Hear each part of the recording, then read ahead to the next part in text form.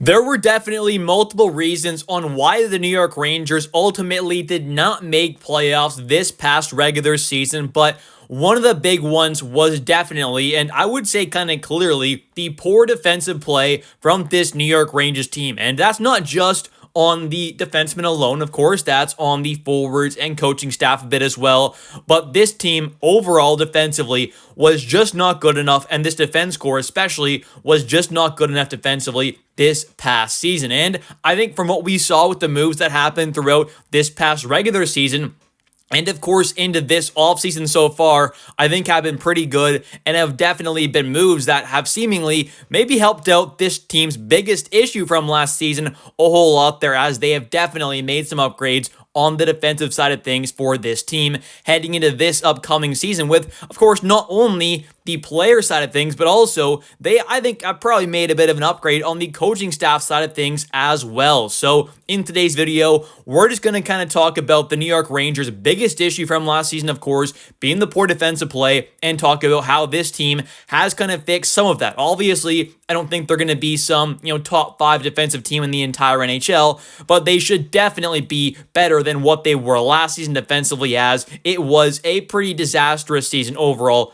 for this team top to bottom. So let's get right into it here. And we're going to start off by taking a look at some of the moves that have been made throughout this past regular season into this offseason so far.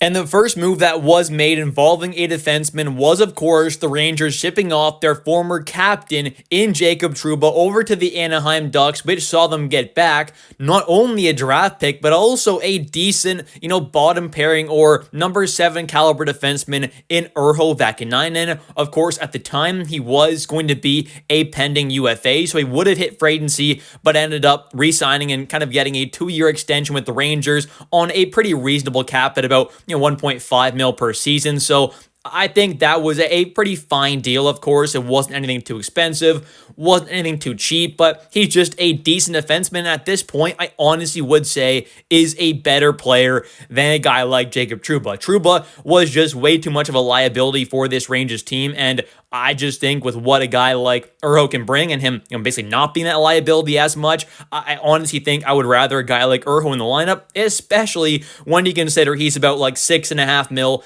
less on the cap hit side of things there per season. So, of course, that definitely adds into the kind of negative value of a guy like Trouba as well. So I think the Rangers made out pretty incredible in that trade, considering they actually got back a draft pick and a, all right mid-20s defenseman for a guy who literally was a liability for this team at moments, cost this team big time in the playoffs at various moments, of course, and really and truly just had a way too high of a cap hit for what he brought. Then, of course, we also saw this team go out there and, made a couple other trades with defensemen. They, of course, went out there, shipped off Capo Kakko, got back 2 draft picks. One of them ended up becoming a pretty solid defense prospect as well in Sean Barnhill from this past draft, of course. And then also they got back, of course, Will Borggan, who is now looking like a potential second pairing defenseman for this Rangers team. I think is definitely a top 4 caliber guy, and I think on a, winning team, a Stanley Cup contending team, he can be a number 4 kind of defenseman, I think. So at the end of the day, I think that trade was pretty good for both sides. Obviously, it wasn't ideal having to ship off your former 2nd overall pick for, like a 3rd and a 6th rounder and a, all right at the time pending UFA defenseman. But I think at this point there, Borggan's looked pretty solid, of course. The picks are looking, all right there, especially the one prospect the Rangers got back in Sean Barnhill. He seems decent. So I think overall this trade ended up working out for the Rangers.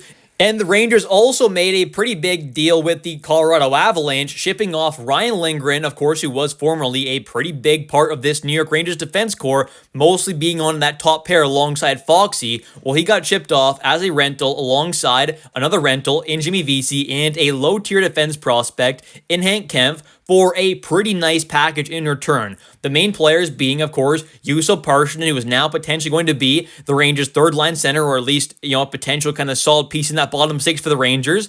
Then he also got Calvin DeHaan, who was a rental. He, of course, has not rejoined the team, but they got back a couple draft picks as well, which I think are looking pretty good as well. They got, with that 2nd rounder, Malcolm Spence, who is currently one of the team's true top prospects, was a 1st-round caliber guy fell to the second. The Rangers got him with pick number 43 in this trade, and then also they got back a 4th rounder, which ended up becoming Mikael Eriksson, a pretty solid Norwegian-born center prospect who was quite talented. So I think overall this trade was quite phenomenal, but it looks even better when you consider the Rangers got rid of Ryan Lingren. He goes off to sign a 4-year deal with a $4.5 million cap hit with the Seattle Kraken, and the Rangers ended up, like I said, of course, re-signing Will Borggan, but they gave him a 5-year deal with a $4.1 million cap hit. So the Rangers are getting a right-handed defenseman who is, I think, is just better than a guy like Lingren at this point in their career. I think Borggan just better. We got him for $400K less per season, and we also got an extra year on that contract. And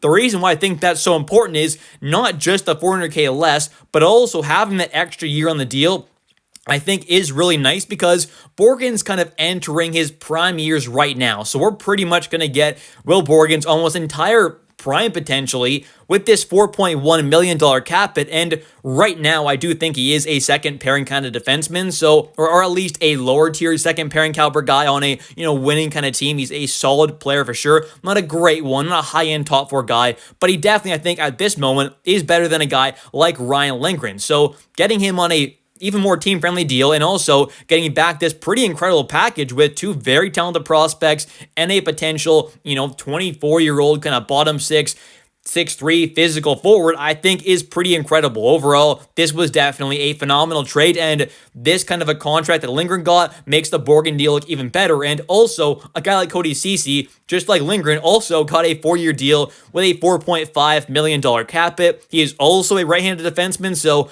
I just think that deal also goes to show that this Borggan contract is a really great one for this team, especially as the cap will, of course, continue to skyrocket up and contracts are going to get crazier and crazier. As of this morning of recording this video, of course, we have seen officially now Kaprizov sign that monster, like $17 million per season contract. So I think Borggan with a $4.1 million cap hit is not bad at all. Of course, another trade that was made before the deadline was the Rangers acquiring Carson Susi for a 3rd round pick. Of course, that was picked up in that Riley Smith trade with the Vegas Golden Knights. But the point is, a pick went over for Carson Susi, who has 1 more year left with a $3.25 million cap hit. Of course, I definitely think this was a pretty bad trade for the Rangers. It definitely hasn't quite worked out yet, but I do think he'll be better than what he was last season. Obviously, he wasn't great, so that's kind of a low bar, but I just feel like he's got to be better than what he was. So if he is, then that's fine. But of course, with him being potentially in that second pairing kind of a role, I don't think that's great for a team that has definitely had some defensive flaws in the past and was really trying to look to rebound here in this upcoming season. But I think if he's there for a bit, hopefully if this team is looking really good, like I think they may be able to be, then they probably will look to trade him at some point there around the deadline to make some kind of an upgrade. But I do think worst case, he should be at least a kind of bottom pairing caliber guy for this team. And yes, the cap is not going to be quite worth it, but at this point, we are kind of stuck with this deal for at least up until probably about the trade deadline. And of course, there was also the massive trade that went down involving the Carolina Hurricanes and the Rangers, with Keandre Miller being signed and traded over to the Canes for a pretty nice package of a 1st and 2nd rounder, more than likely in 2026, of course. That is protected, that 1st rounder, so we'll see what happens there, but it's probably just going to be a, decently kind of late 1st rounder, somewhere around that kind of 20s range potentially,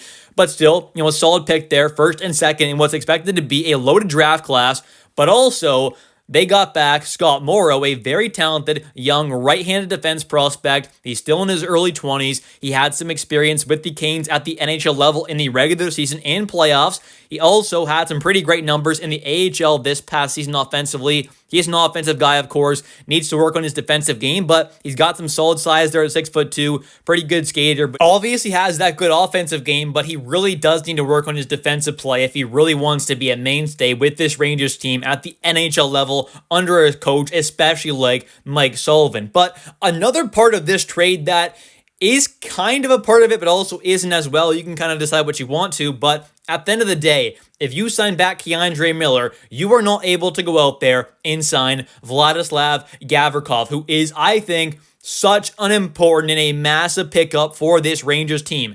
This was the exact player I was talking about for video after video after video, leading up until free agency, talking about it. Earlier on this season there, I was talking about potentially, wanting a guy like Gavrikov in free agency because this is the exact player the team needed. They needed a guy who is a true top 4 caliber, top pairing caliber, shutdown defenseman, a high-end kind of guy there to go alongside Adam Fox. That was absolutely a must-add this offseason, and I'm so thankful that they got it done. And like I said, if you go out there, and even if you sign back Keandre for, let's say, like $6.5 million somehow, he signs way less than what he signed with the Carolina Hurricanes for. Let's just say that hypothetically, you're still not able to go out there and pick up Gavrikov unless you're shipping off a guy like Lafreniere or something. So for the Rangers, the trade basically ended up becoming Scott Morrow, the first and second rounder they got normally in the trade, of course, involving Keandre, but also they kind of got Vladislav Gavrikov as well because, like I said, you sign Keandre Miller back to pretty much any deal that's somewhat close to realistic or somewhat close to the cap that he got. He was, of course, not going to be coming here, Vladislav Gavrikov. So that's why I really do think this trade was so good because not only did you trade away a guy who the team seemingly were looking to kind of trade and were looking to kind of shop around, but also they got back a solid young defense prospect, right-handed shot guy, good offensive player, good skater, good offensive threat in Scott Morrow, who's still only like 22 years old, has some experience at the NHL level, in the playoffs and regular season so far, has put up some really good numbers in the AHL, and also a first and second rounder in what's expected to be a pretty loaded draft class, top to bottom almost, and you also are able to get and kind of sign a top pairing kind of shutdown caliber defenseman in Vladislav Gavrikov, who I think has come in here on a pretty reasonable $7 million cap hit. I mean, he got $1.5 million less than a guy like Ivan Provorov, who was also potentially going to be a free agent. So I think overall this trade was phenomenal, especially when you take a look at the Gavrikov side of things about it. And I really do just think this Rangers team has made a bunch of really solid moves to help out this team defensively. Of course, the Carson Susi trade as of right now is the only kind of real questionable one, but I think other than that, these moves have been quite good, and I think this team is definitely in a better spot with their defense core than where they were to begin the last regular season. And come playoff time, I definitely think this team is a whole lot better built for the playoffs with guys like, Borggan and even the Susi, and of course, a guy like mainly Gavrikov as well, being added in here over guys like Keandre Miller, Jacob Trouba, Ryan Lingren. I think this team has definitely made some upgrades, and also, kind of swapping guys like Zach Jones and getting him out, and then adding in a guy like Morrow and kind of that spot possibly is definitely also another pretty big upgrade as well. So I just think in general, this team has done a lot of good this offseason and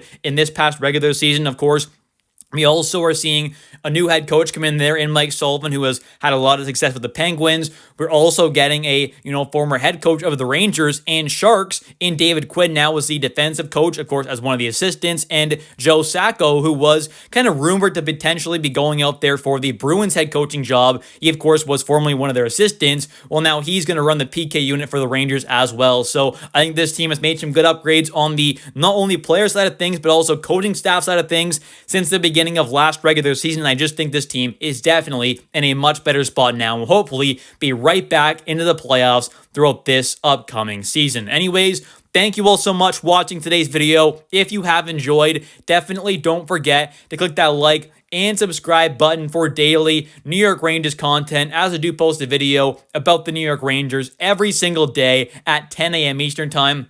And also, definitely don't forget to comment down below your thoughts on all these kind of moves that the Rangers have made. Which one's your favorite, your least favorite there? Do you like that Will Borggan contract that we gave him? Do you like that Gavrikov deal that he got? Would you rather kept a guy like Keandre or Trouba? Let me know your thoughts in the comment section down below. I'll catch you next one, and let's go Rangers.